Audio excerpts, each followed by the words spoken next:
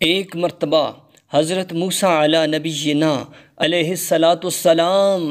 اللہ کی بارگاہ میں کوہ طور پر گئے اور کہا کہ اے میرے اللہ، میں تیرے سب سے زیادہ قریب ہوں۔ جب یہ کہا تو اللہ نے فرمایا کہ اے میرے پیغمبر،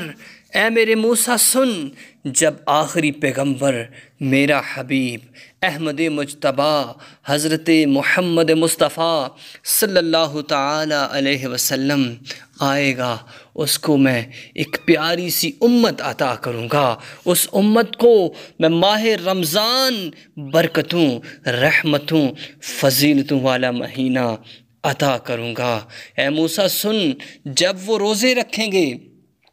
سب کچھ ہونے کے باوجود میری خاطر سارا دن پیاسے رہیں گے، میری خاطر سارا دن بھوکے رہیں گے، لیکن جب ان کا افطار کا وقت قریب آئے گا، معلوم ہے تجھ کو میرے اور تیرے درمیان 70 پردوں کا موسیٰ فاصلہ ہے۔ یاد رکھ، جب بھوکے پیاسے میری خاطر سارا دن بھوکے پیاسے رہیں گے، یاد رکھ اس وقت میرے اور ان کے درمیان کوئی فاصلہ نہیں ہوگا، کوئی فاصلہ نہیں ہوگا۔ اگر ان میرے بندوں کو معلوم ہو جائے کہ رمضان اتنی برکتوں والا مہینہ ہے، اتنی فضیلتوں والا مہینہ ہے، تو وہ عرض کریں کہ مولا کہ کاش پورا سال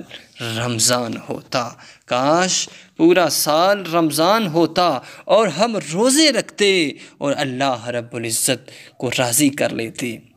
اپنے گناہوں کی معافی طلب کر لیتے۔ اے موسیٰ، میرے اور تیرے دوران 70 پردوں کا فاصلہ ہے، وہ ایسی پیاری امت ہوگی، میرے حبیب کی امت ہوگی، میرے اور اس کے درمیان کوئی پردہ نہیں ہوگا، کوئی فاصلہ نہیں ہوگا۔ تو اللہ رب العزت نے رمضان المبارک عطا کیا ہے، تو اس کی بھرپور طریقے سے اللہ رب العزت کو اس میں راضی کیجئے، عبادت کیجئے کہ یہ وہ مہینہ ہے کہ جس کے اندر ہم اللہ کی رضا حاصل کر کے جنت حاصل کر سکتے ہیں۔ اللہ سے دعا ہے کہ ہم سب کو اس ماہ مقدس کا صحیح طریقے سے ادب و احترام کرنے کی توفیق عطا فرمائے۔